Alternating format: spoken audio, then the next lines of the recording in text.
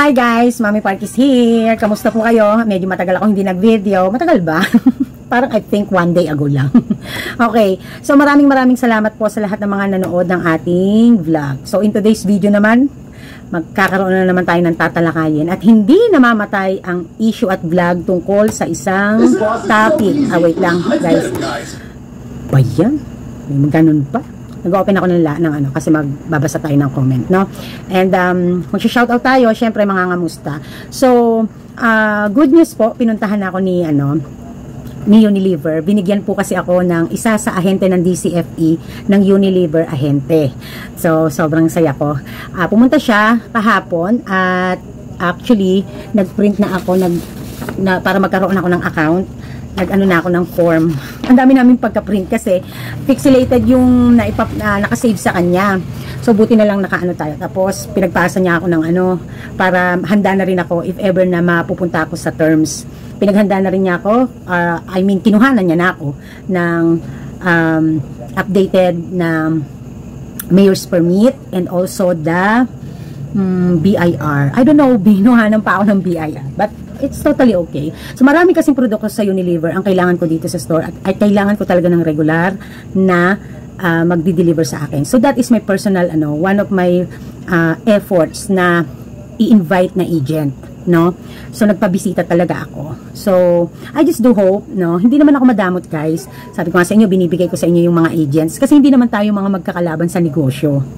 However, ang sana lang, magawa ko sila na exclusive sa akin nilang mag-deliver. Siguro, baka pakiusapan ko yung ahente kasi alam nyo naman na nag-wholesale din ang Mami Park. But if ever na hindi man mangyayari yon, pakikiusapan ko pa rin. So, yon. And just if ever din kasi na, syempre magdi-deliver yan dito, di ba? Iba yung booking, iba yung delivery. Parang si Nestle, magbo-booking siya pero truck ang magdi-deliver. So, maybe I'm going to sponsor them when it comes to dito, entrance. Kasi yung yearly entrance. But, syempre gusto ko, exclusive lang ako. Nung minsan nga, nagtanong sa akin dumating kanina si Lemon Square kasi kahapon nagpa-booking. Sabi niya, ma'am, sabi daw po dun sa HOA, pwede daw pong sponsoran ng mga sabi ko, hindi kita po pwedeng sponsoran kasi unang-una, existing agent ka na dito bago ako dumating. Or nung dumating ka man dito, hindi naman ako lang ang una mong inalukan. So, kung exclusive ka rin sa akin, dun lang kita i-sponsoran. So, negosyo kasi to guys, hindi po pwede yung masyado tayong mapagbigay din, no? Kasi kailangan effort din ng ibang kasari. Kasi kami, ng Daddy Park, nag-e-effort kami to reach out to those agents, no? So, kung talagang super invited namin na agent, syempre, as much as possible, gusto namin exclusive, no? Yon.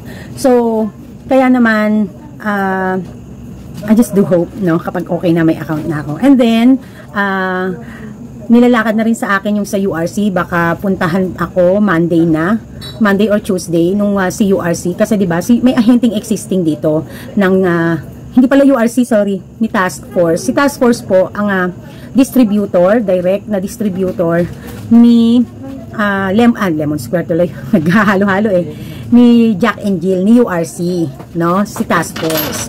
However, ang sabi ko doon sa agent, kasi hindi niya nga ako binibigyan ng resibong matino kapag although hindi naman issue yun. Kaya lang syempre i-informalan lang ako kasi nagagamit ko yung mga resibo kapag nag-a-apply ako ng loan, kapag sinisiay ang aking negosyo, for example, di ba, halimbawa sa mga properties na i-avail ko, or kaya naman kapag yung may mga proof of purchases mo, syempre bukod sa BIR.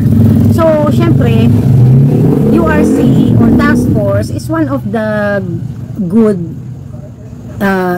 store background or store history mo when it comes to your suppliers. References mo kasi yan no? Kung baga ba sa character references, pag nag-apply ka ng trabaho, may character references, yung tipong nakakakilala sa'yo, tatawagan ka. So as well, sa pagpasok din natin sa negosyo, kailangan din, meron tayong mga supplier na ide-defend nila, nakilala nila tayo, at talagang umu-order tayo sa kanila, may legit tayong resibo nila. So, yon. Isa din yun, no? Tatandaan nyo na, sometimes, kung di naman kayo nag-BBIR, ay okay lang sa inyo ang resibo na walang hindi formal, No, pero pag lumalaki kayo, kailangan nyo yung mga proof of purchases na yan. Kasi kapag ka nag-loan kayo, or kaya magpapa-approve kayo ng loan, no? Paano kung nagpapa-approve kayo ng sasakyan, nagpapa-approve kayo ng property, nagpapa-approve kayo ng capital loan. So, kailangan nyo yung mga legit na resibo kahit hindi kayo hanggang BIR. Sometimes kasi, ina-approve na rin nila kahit mayors ka lang, pero nakikita nila yung mga proof of purchases mo. Okay? Now you know. So, importante pa rin yun. So, dahil nag-e-exceed to 5,000 to 10,000 mahigit ang aking orders sometimes kay task force or URC, di ba nung minsan yun yung pinang-intro ko, gusto ko syempre din is bigyan din ako ng magandang resibo. So if ako ay formal na nakadirect sa kanila dun sa malaking, dalawa kasi yan parang Nestle, ActiveServe, pero binibigyan ako ng legit na resibo ng maliliit na agent. May mga agent kasi sila na yung agent lang na magpapabooking man, tapos the next day ang delivery, mga maliliit lang ang deal. Pero pagka nakaka 15K na pataas in a month, so nililipat na nila sa malaki. Direct na sa opisina ang booking. Or booking man sa agent, pero magkaiba pa din ang ha-handle, yung mga malalaki na ang purchases. So kaya gusto ko, kay URC, ganun din ang mangyari. And syempre, eventually, ano din ako ng terms para hindi ako mauubusan ng stocks basta-basta. Kasi po, isa sa dilema ko, diba guys, is ang hirap lumabas. Ang hirap-hirap lumabas dahil wala akong manpower ngayon. Kapag naman si daddy, minsan inuutusan ko, yes, oo, nakakabili si daddy. Pero sometimes, nagkakamali din at ang hirap magbigay ng instructions. So, napagkakainisan lang naming dalawa. So, mas gusto ko at mas convenient yung dinideliver na dito and at the same time, pwede pang maka-terms. So, yon. So si URC ay malapit na and then finally sa Unilever, pa-follow up na lang natin, no? So natutuwa naman ako. Pagdating naman kay EKC, kila Kuya Joseph, fully paid na ako, no? So may sakit kasi si Ate B. Actually, sabi ni Kuya Joseph kanina, ay kahapon, nakikita ko na nga na nakakalat na yung mga order mo doon sa tindahan, doon sa opisina. Kaso, hindi naman magagalaw yon kung hindi ang mamamahalang mag-checking nun ay ang Ate V mo, sabi sa akin ng Kuya Joseph. At kakapaunot-unot pa lang yung nahan doon, kinukumpleto pa. Kasi syempre, pag dineliver nila, gusto nila isang bagsakan, no? So, isa pa din kasi nasabi ko, Kuya Joseph, gusto ko sana na ma-deliver hanggat maaari nga weekend. Kasi nga, kahit magpuyat ako at mag-ayos, okay lang. Kasi kinabukasan naman, I can rest. Dahil yung mga bata, pwede magtinda. Dahil weekend, nagtitinda sila. Tulad ni Kier, nagduduty yan, 7 to 3 pag Sabado. No? Nung walang pasok po, nagduty po iyan ng 7 to 3 or 7 to 4 araw-araw. Si Kauri naman, sa bahay naman, tagalaba, tagaayos, at nagduduty din. So sila, sinasahuran ko yung mga yan, no? Hindi yan libre din. Gusto ko maintindihan nila yung fruit of labor. Always ko naman sinasabi yan, guys, di ba? So yun. So yun yung mga update ngayon, no? So when it comes naman si sales, kahit paano naman, may times talaga na medyo nagdedelikado, pero bumabawi naman the next day. So laban lang kasi talaga namang hanggang ngayon ay dama pa rin ang ano. So I just do hope na ang October ay talagang Oktoberfest, no? So, although tapos na ang ghost months, no, nakaramdaman ko na naman na medyo ano. So, hopefully, mas sumigla pa ulit, no, tulad ng dati. So, nahahati din a little bit yung aming, yung aming customers kasi minsan tinatamad na pumunta dito, dun kay Lola Park pumupunta.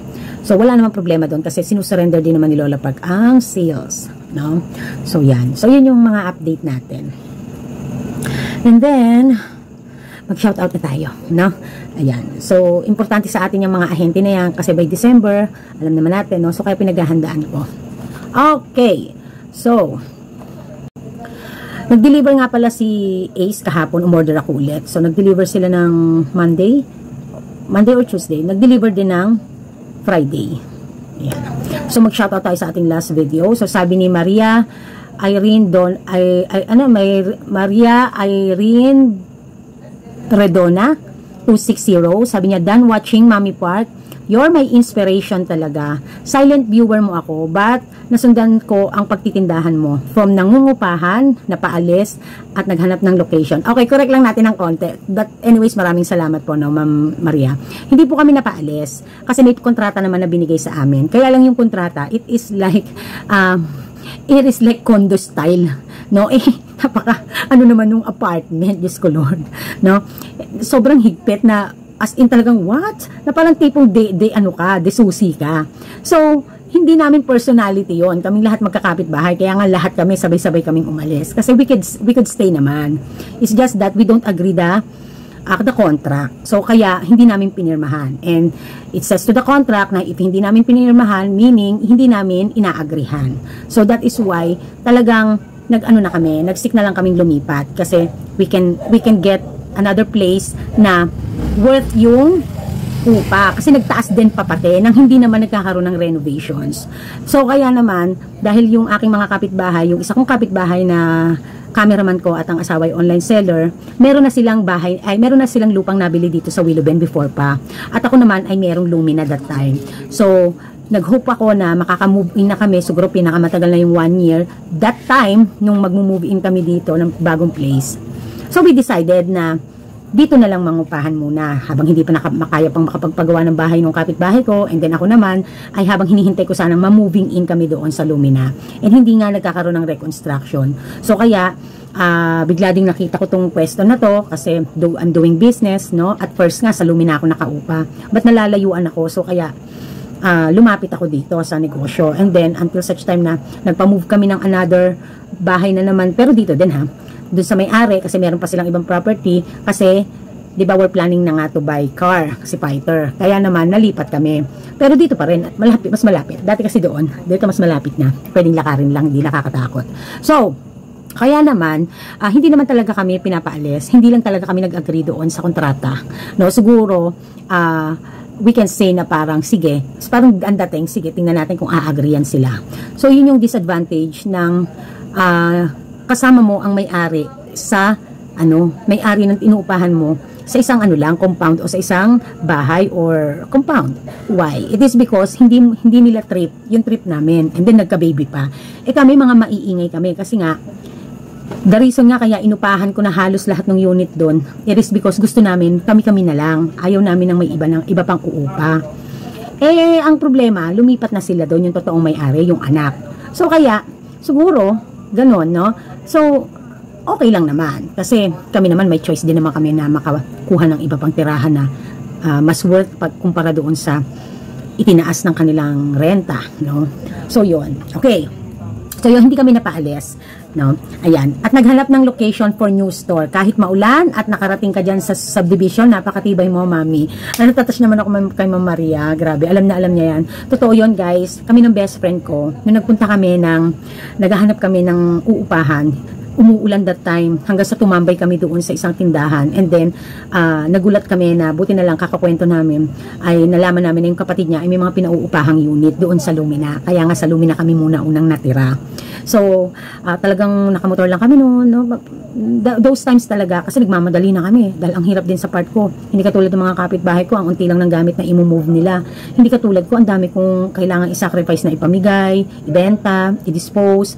Kasi, I need to let go some of the stuffs kasi nga ang dami kong mga gamit. So, kaya yun, no?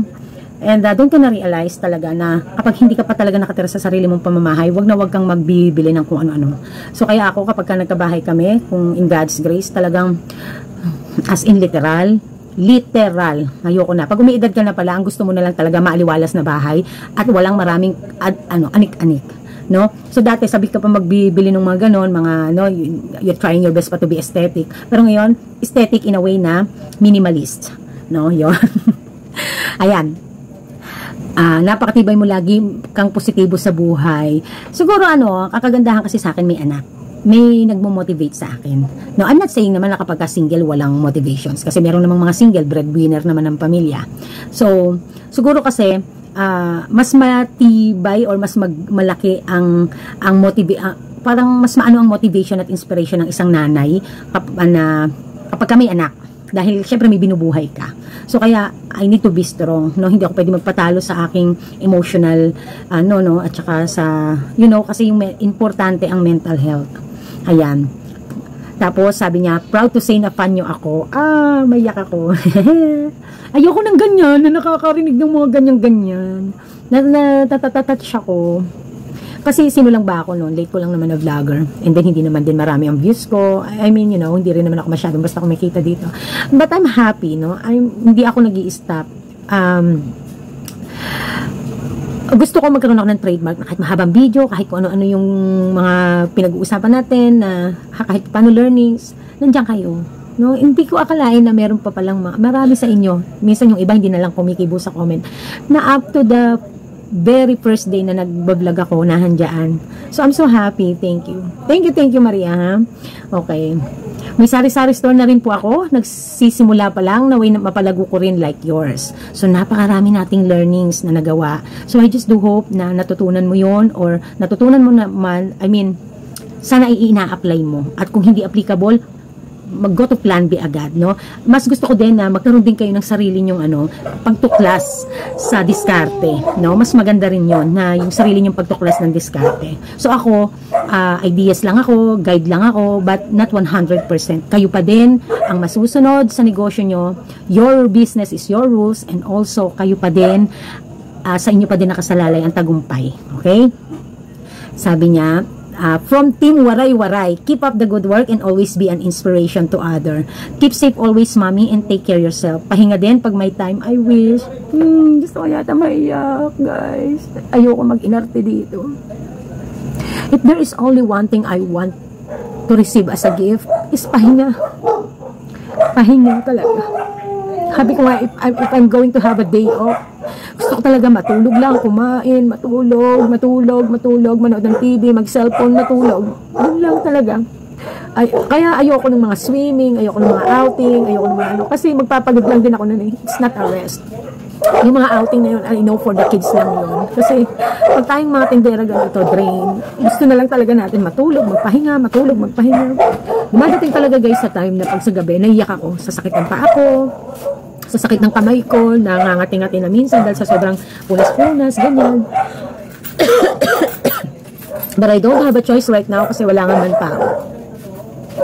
So yun, ay, ba't ka ba nagko-comment pa, Maria? Tuloy na pahiyak mo, mami pa. Ayan. Pati si Daddy Park, busy na rin. God bless you. Pa-shoutout na rin. Salamat sa susunod ulit. So maraming salamat. Mega love shoutout from Team Waray-Waray, Ma'am Maria Irene Redona 260. Ay, napaiyak nyo. Okay, Dolores Yabut, ang store mo, mami, ay walkthrough po ba sa loob mga tomer dyan? Dati po semi-walkthrough. Ngayon po kasi, no, nung dumating po dun sa time na nagkaroon po ng extension, yung last unit na ano namin, we think na mahihirapan kasi baka mamaya pumupunta sa stock room yung mga tindera, kung may tindera man kami, and then baka masalisihan. So kaya naman what we did is diretso na lang hinarangan na namin, sa labas na lang talaga ang mga customer. So that is one of the reasons. Syempre mahirap na rin, no, kung hindi man taga rito ang gagawa, kung namamanmanan, you know, so mahirap. That is why inalis namin yung walkthrough, although we like it kasi it really masaya, maganda sa part ng customer na nagagawa nilang makapamili ng gusto nila. However, for safety reason, kaya namin sinakripisyong idiretso na lang na hindi na makapasok yung customer. So, namimiss ko yung ganung ano, no? Kasi syempre, I feel more closer to customers. However, kasi hindi naman na doon sa regular na customers din ng ano namin yung baka sa iba na hindi taga rito or kaya naman ay minamanmanan ka. So, mahirap, lalo na sa gabi. And also, protection din yan pag wala kami at namimili kami ng Daddy Park, and tindera lang ang nandito. So, yun ang reason. Mula nung nag-extend kami, kinlose na lang din namin. So, isa din sa reason is, nung nagkaroon tayo ng 3-door chiller, para maiwasan din na, hindi kasi maiwasan guys yung mga bata, no? Siyempre, ganyan-ganyan yan, bukas-bukas. Siyempre, iniingatan natin kasi hindi biro ang bumili ng chiller. Hello guys, 100,000 plus, kamusta ka naman? Tanggal na ang, pawis-pawis na ang singit ng Mami Park kakahanap buhay just to have that, no? Talagang pinag-ipunan namin, pinag-isipan. So, pinoproteksyonan din natin yung mga bagay na possible na masira, no? So, yung mahirap bumili ng appliances, no? Madaling mangarap magkaroon ng appliances, pero mahirap bumili. Hindi natin afford lang masiraan tayo ng appliances so far. So, that is one of the reason why we decided na even mas maganda ang semi-walkthrough, hindi na namin ginawa. So, someday, we do hope na magkaroon ng setup na ganun. And then, kapag tayong ayaw namin magpapasok muna for a while, yung window type, ano na lang, counter, yung ganun. So, we do hope na someday magawa yun. It's just so hard lang din kapag nangungupahan ka, is to do what you want sa mga constructions. So, siyempre kasi pera yan, di ba? Alam nyo, mas mahirap ang mag-renovate, mas magastos, no? But kung ganyan, okay lang naman, as long as yung needs nila nandiyan. Okay? So, thank you, Ma'am Dolores. And then, Jennifer Sanchez, Lawrence Vlogs, Ricky Anuevo, Arlene Gonzalez, ang sabi niya, taga Bicol daw siya, at bundok, parang may pagkabundok. And then, nakapwesto daw sila sa malapit sa barangay at municipality ba yun? Parang ganon. May mga resorts doon, ganyan. Hindi, nung una daw wala silang idea na kung maganda ang nakuha nilang pwesto. Until such time na hindi sila makapaniwala na nasa maganda pala silang location. Kasi nakikita rin na nila yung fruit of hardship nila na, o yung fruit of labor nila at decisions nila na unti-unti gumaganda na yung takbo ng negosyo. So, pagdating sa ice cream, di ba? Nagdagdag sila ng ice cream, no? So, always remember, do something, do something na sa tingin nyo ay makagagawa ng additional foot traffic, no? Kasi syempre, para may sasadyain talaga sa inyo, pupuntahan kayo. Sometimes kasi, kahit ice cream lang ang bibilin, nakakita ng chicheria, naisip na kailangan pala yung ganito, napapabili na din ng mga ibang things.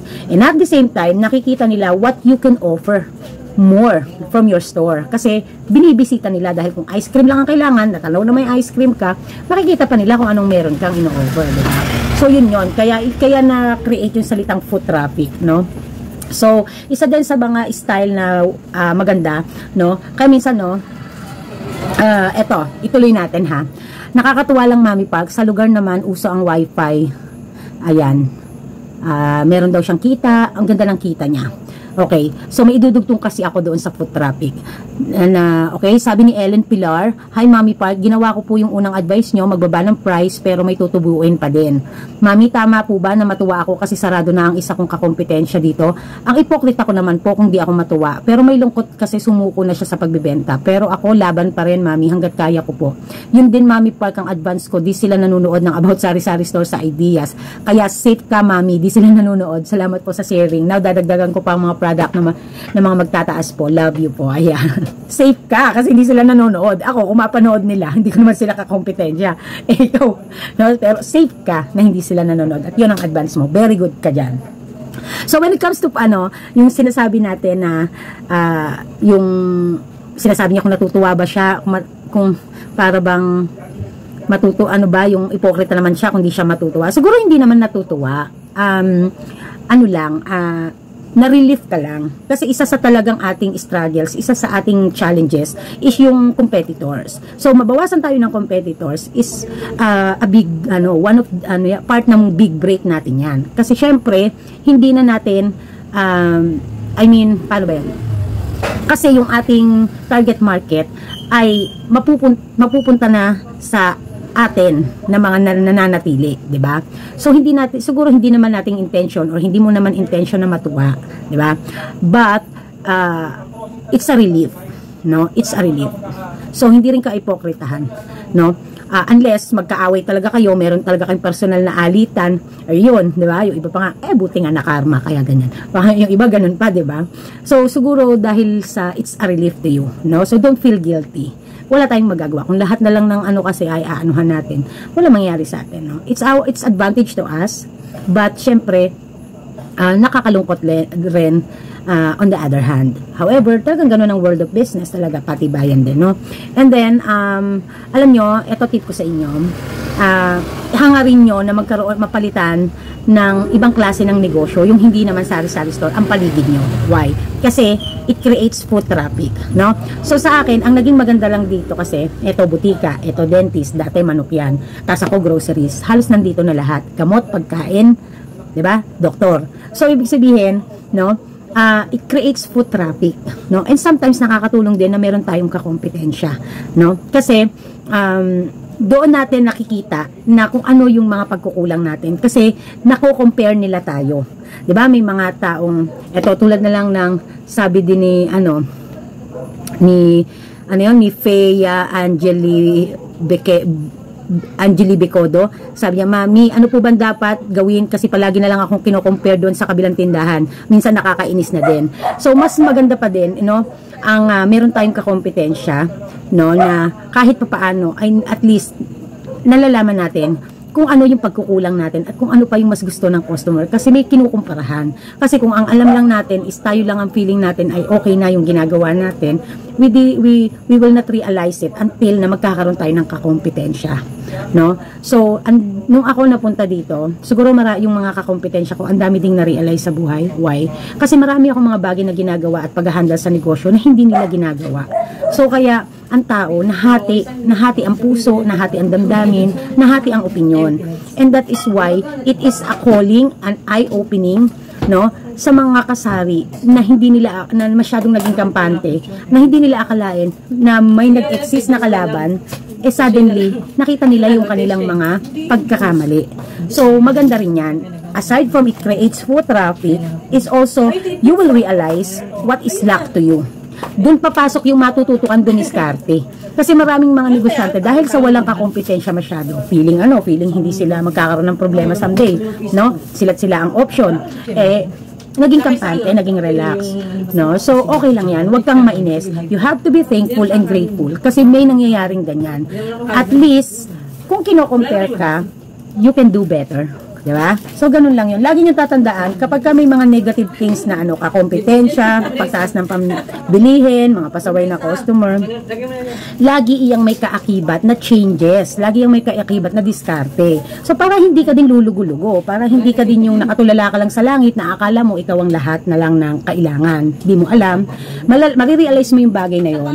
Kasi nga, may pinagkukumparahan. Ganito lang yan, di ba guys? Kung walang pumupuna sa'yo, hindi mo malalaman na mali ka. Ang iisipin mo lang lagi, tama ka, kasi wala naman pumupuna eh. Pero dahil may pumupuna, alam mo, may mali. So, go for the change. Ganun lang naman kasimple yun, no? Huwag mainis. Pangit ang naiinis sa hanap buhay. Alam niyo ako, hindi ako naiinis dito. Sa mga customers. Alam niyo ako saan ako naiinis? Sa mga anak kong pasaway.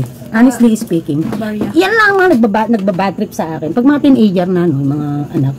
Kasi pag nabubwisit ako, lumayas nga kayo dito. Malis kayo dito, naiinis ako. Ganon, no? Ayan, Mary Grace de los Santos. So, maraming salamat. So, ang pag-aaralan natin for today's video ay lagi na lang akong nakakakita at nakakapanood sa Reels, kahit sa ang social media platform, ang pag-a-advise ng mga ibang content creator at vlogger na huwag mong i-compromise ang presyo mo. Kung kinakailangan mo na mataas ang presyo mo dahil quality ang produktong ino-offer mo, go! Huwag kang bababa sa level nila, 'di ba? Ganon. Kasi para hindi bumaba yung quality ng produkto mo, ganyan. Well, okay lang naman yon, which is true. Kasi pinaglalaban mo is yung quality ng produkto mo. Pero, paano kung ang ating negosyo ay sari-sari store? So, I think, kailangan itong mga nagvo-vlog ng mga ganito, dapat nililinaw nila yung information na wala akong nakita kahit isa na nagsabing ito ay applicable sa mga negosyong ganito, sa mga ganitong negosyo. Ang lagi lang nilang hirit sa una ay kapag nagsisimula ka ay dapat ganito, ganyan, hindi ka dapat nagko-compromise ng ano mo. Which is yung naririnig nyo ba lagi yan? Ito yung ibig sabihin nila, yung price war. Huwag kang wag pababaan ng presyo, 'di ba? Dahil kasi ikababagsak mo 'yan. 'Yon ang yun lagi ang mga naririnig ko. Dahil di mo dapat i-compromise ang iyong produkto, ang iyong quality, ganyan. So, dapat, at the end of the video din, sinasabi din dapat na ito ay applicable ang itong paraan na to sa mga may niche ang negosyo. Like, for example, you are in food industry, restaurant, at may kakompetensya ka na pagkain din. Karinderya, halimbawa, may karinderya dito, may karinderya doon. May lugawan dyan, may lugawan doon. May pares dyan, may pares doon. So, yung mga ganun siguro, applicable siya, no? Kasi ilalaban mo yung sarap at services at linis. 'Di ba? Bakit may mga hotel na mahal? Kasi kakaiba, mas high-end ang kanilang ino-offer na services. Pero pare-pares lang silang hotel. Ano na ang pupuntahan natin? Matulog, mag-stay, staycation, 'di ba? So, pag sari-sari store, lahat ng halos ng produkto natin, pare-parehas meron tayo. So, paano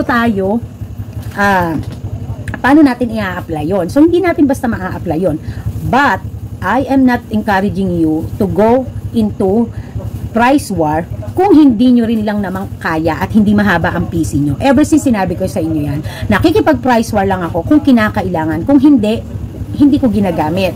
So, kaya ang mahalaga yung alamin mo kung ano ang kalakaran ng presyuhan, kung saan nagre-range. Bakit? Para alam mo din kung hanggang saan ka lang pwedeng magbaba. 'Di ba? At kung gusto mong makipagsabayan, kung gusto mong mas mataas, nasa sayo yung desisyon, 'di ba?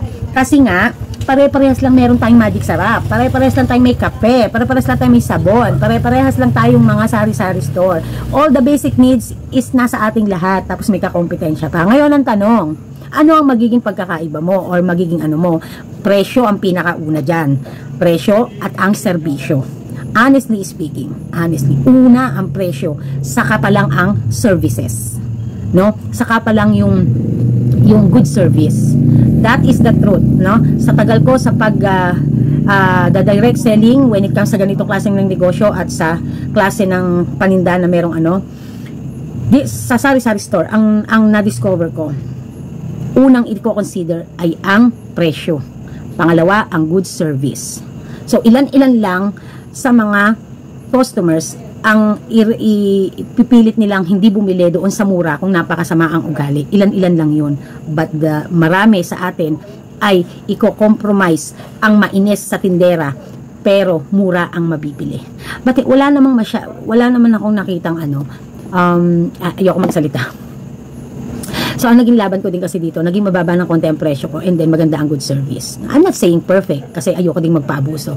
But, pumapangalawa na lang ang customer service sa style ng ginawa kong diskarte dito. No, presyo talaga ang unang tinitingnan ng tao, lalo na yung makamasa at neighborhood ang iyong target market. Hindi iyan katulad ng nasa mall, no, na kahit sino papasok, kahit pricey ng konti papasok, bibili. Hindi yan katulad ng mga sari-sari store, neighborhood stores, variety, na at may existing kakompetensya. Mas pupunta ang mga tao sa mura. Tandaan natin yan. Kaya kailangan alam natin kung kailan tayo magdidesisyon pagdating sa pricing. Alamin ang kalakaran ng presyo. Pagbago ka pa lang, pakinggan ang sinasabi ng customer at sinasuggest if you can follow the customers or not. No? Kasi yung bili po namin doon kay ano ganun eh, no? Pero alam mo yung puhunan ang mura, mababa, tapos siya ang laki ng tubo niya. So ikaw, pwede kang magbaba kahit piso, 2 piso, malaking bagay yun, no? So hindi applicable talaga yung laging mga vlogs na wag mong i-compromise ang pababaan ng presyo. Hindi yan applicable sa ating tindahan, ha? Kung sakaling makakapanood kayo noon, hindi yan applicable sa ating industry. Okay? So may niche ang negosyo na applicable yon. Okay? So halimbawa, ikaw ay gawaan ng mantika, no? So hindi mo i-compromise ang mantika mo sa presyo dahil quality, malinis ang iyong mantika, gawa sa raw virgin mga virgin ingredients, something like that, no? So hindi mo i-compromise, okay lang 'yon, 'di ba? But when it comes to sari-sari store business, lahat tayo may mga pare-parehas na items na ganyan. So kaya pababaan ng presyo ang labanan talaga dito sa atin, no? Although may mga iba naman na talagang hindi nila i-compromise yung presyo nila. Hindi ko naman yung sinasaklawan, guys, no? So depende po kasi yan eh. Pag dumating ka na dun sa punto na literal na may kakompetensya ka na, as in talagang kakompetensya, I'm pretty sure hindi mo yan basta na masasabi. Mag-i-stick ka man sa sarili mong presyo, yes, pero aminin mo sa sarili mo, baba ang sales mo, bumababa. Kung hindi mo yan bread and butter, pandagdag investment mo lang, okay lang. But if it's your bread and butter, mag-isip ka para makagawa ka ng paraan. Alam nyo, dito talaga papasok yung ng mga in-check, konti benta, ubos paninda, rolling ulit ko. So, ano yung pinag-aralan natin sa high revenue, low profit margin. So, low profit margin lang, pero kahit papaano, nakaparolling ka, nakapagpalaki ka. At yung sales mo naman ay, dahil marami naman ang sales mo, na mako-compensate kasi ang unang goal natin to compensate our expenses, business expenses. And then the next is to get the good net income or the net income that we need, no? So kaya i-work out mo, dami itinda dami benta, ubos paninda, rolling ulit, ganun lang, no? Kasi ibang mindset naubos nga paninda or ang daming ang sales, ang liit lang naman din ang tinubo, di magpa-rolling ka ulit, ganun lang naman yun eh. Kasi wala, ang tindahan natin ganito ay puro pa-rolling to, hindi to katulad ng hindi to katulad tong ibang negosyo na may niche. So kapag nagbaba ng presyo at hindi agad-agad kailangan hindi agad-agad makapagpa-rolling kasi hindi naman basic needs, yun ang mahirap. So kaya nga 'di ba, pag may niche, applicable yung mga vlog ng mga content creator na don't compromise your price kasi you're fighting for your good and good quality product and good services. But if sari-sari store ang niche mo, ay ang negosyo mo, mag-isip ka. Just come to think of it, what I'm trying to say to you guys. I hope na may na-realize kayo at na-gets nyo. Well, again, hindi ko sinasaklawan yung may nag-i-stick sa inyo na ano, no? Kasi, yung iba kasi nasasabi yan, dahil hindi pa talaga dumadating dun sa punto ng napakahigpit ang kompetisyon. Pag kayo ay nasa mahigpit na kompetisyon sa negosyo, maiintindihan nyo ang sinasabi ko. One day, pupunta kayo sa channel ni Mami Park or magko-comment kayo de oras, Mami, tama ang sinasabi mo. But for now, hahayaan ko muna kung ano yung mga thoughts nyo. Okay lang yan. No? Kasi ako, naranasan ko yung tight competition talaga, yung talagang as in makikipagsagsagan, naranasan na ng Mami Park yan, guys. Kaya, kung hindi ko naman siya na-experience, I'm not going to share it to you guys, no? So, tinutulungan ko lang kayo to decide wisely kung ano ang mas magiging ano nyo, laban nyo, kung paano kayo makikipagtagisan nang hindi kayo malulugi o nang hindi kayo masasaktan. So, this is Mami Park and this is Team Park. Nagsasabing tindera is my proud career. Fighting! Bye!